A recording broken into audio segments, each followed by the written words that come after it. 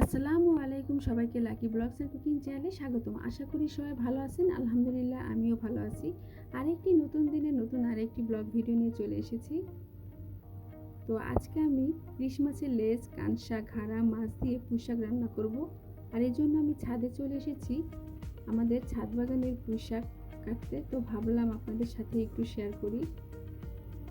তার আগে আপনাদেরকে একটু আম গাছটা দেখিয়ে দেই। আমাদের আম গাছে আবারও নতুন করে আম ধরেছে। এর আগে আম হয়েছিল, সেই আম দিয়ে আমি আম মাখার শর্ট ভিডিও দিয়েছিলাম।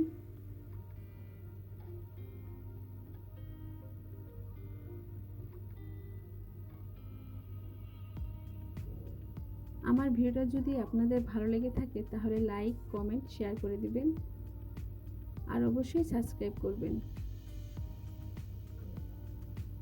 তো চলুন এখন পুঁই শাক কেটে নিই।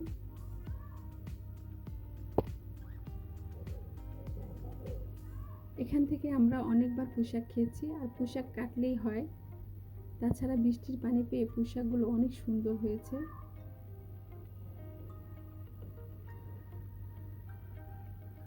যারা আমার ভিডিওটি ফেসবুকে দেখবেন তারা অবশ্যই ফলো দিয়ে রাখবেন। ফেসবুকে আমার চ্যানেলের নাম হচ্ছে লাকি ব্লগস এন্ড কুকিং।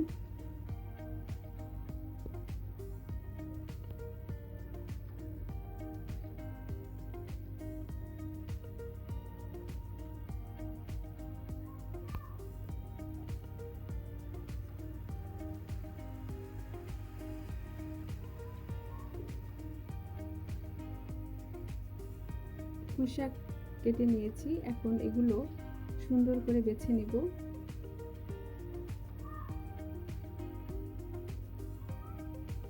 পুঁই শাক বেছে ভালো করে পানি দিয়ে ধুয়ে নিয়েছি, আর পুঁই শাকের ডাঁটা আলাদা করে রেখে দিয়েছি। আর এখানে 4টি আলু লম্বা করে একটু মোটা করে কেটে নিয়েছি। আর এখানে নিয়েছি ইলিশ মাছের লেজ, কাঁসা মাছ।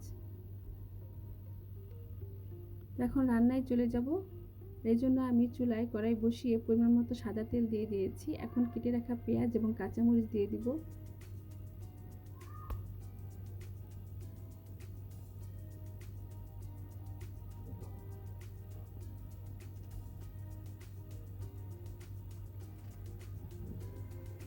এখন পরিমাণ মতো হলুদের গুঁড়া, লাল মরিচের গুঁড়া, ধনিয়ার গুঁড়া, আদা রসুন বাটা ও স্বাদ মতো লবণ দিয়ে একটু নেড়ে দেব।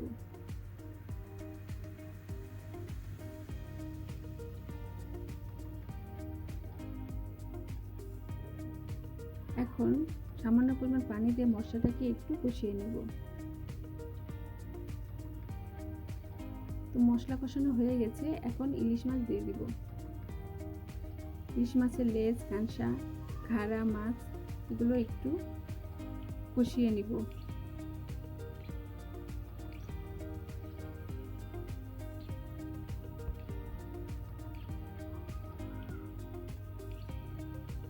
কষানো হয়ে গেছে, এখন পুঁই শাকের ডাঁটা এবং আলু দিয়ে দিব এবং 1 কাপ পরিমাণ পানি দিয়ে এগুলো একটু কষিয়ে নিব।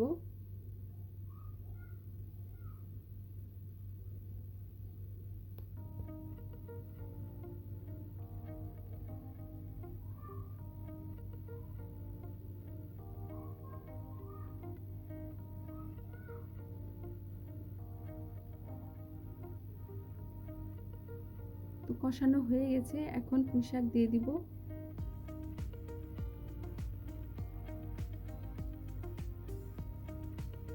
আর এভাবে আমি সবগুলো পুঁই শাক দিয়ে দিব।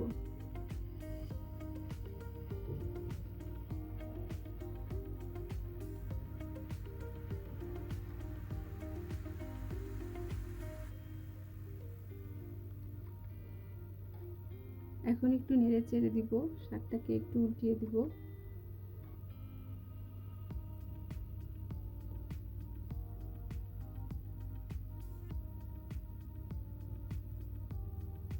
শাকটাকে একটু কষিয়ে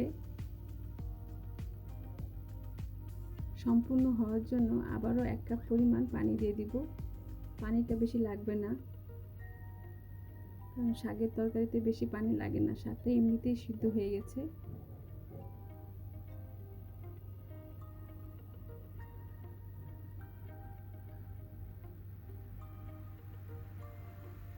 এই তরকারিটা খেতে অসম্ভব মজা।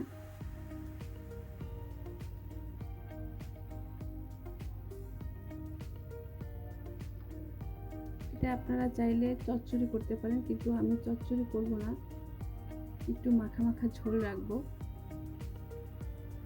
পুঁই শাকের তরকারিটা হয়ে গেছে, এখন আমি নামিয়ে ফেলবো।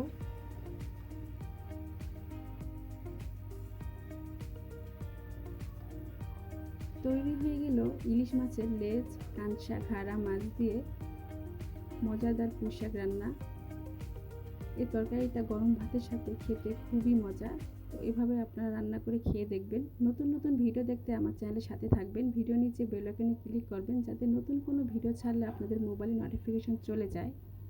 সবাই ভালো থাকবেন। আল্লাহ হাফেজ।